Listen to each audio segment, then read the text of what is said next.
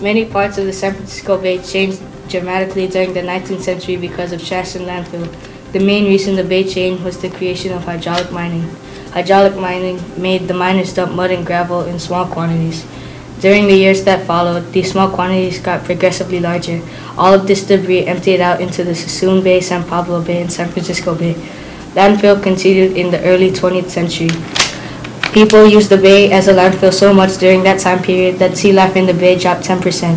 It was only until the year 2004 that the people living in the bay made the government reinforce 3 new laws to protect the bay. With this improvement, sea life in the bay increased by 6%. Now people are cooperating more to save the bay. Liquefaction is the conversion of soil into a fluid-like mass during an earthquake or any other seismic event. As seismic waves reach any spot, it sends a force in movement and individualizes the sediments. They then get saturated and perform hazardous landforms.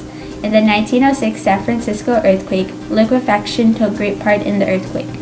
One of the most recognized liquefaction cycles that occurred were the formation of sand. Small moisted sediments broke apart during the earthquake. It eroded and settled on the coastline of California and shoreline of the bay. Another effect in 1906 were landslides. They were formed by the moisted soil from underground. At the moment seismic waves traveled through, sediments slipped and moved by the force movement occurring.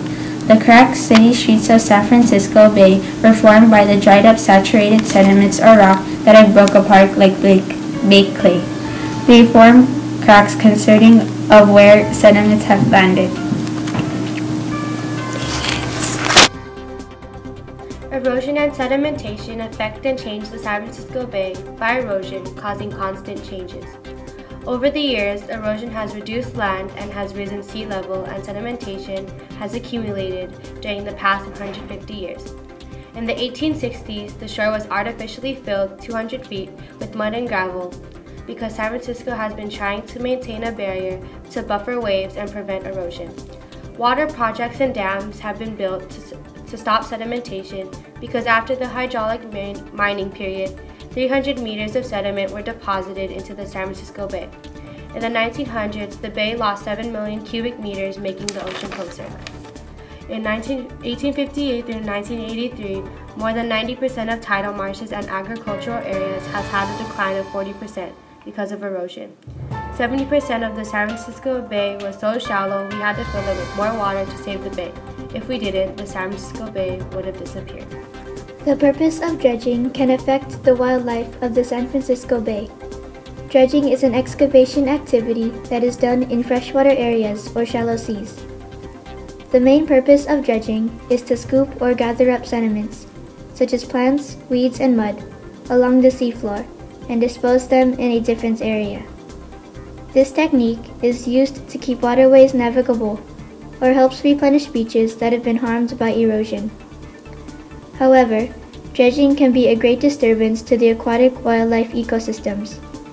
The impacts to the wildlife are part of the great effects on species metabolism and the interference with spawning, and are also causing the continuous shrinkage of the SF Bay.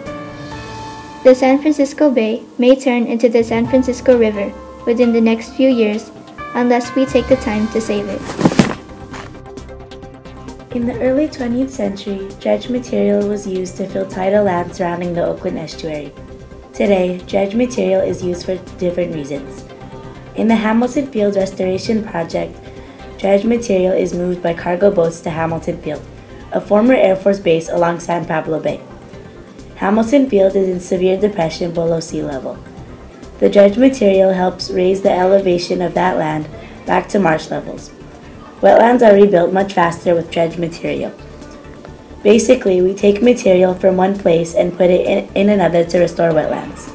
At the same time, we are improving water quality and saving the habitat of many organisms.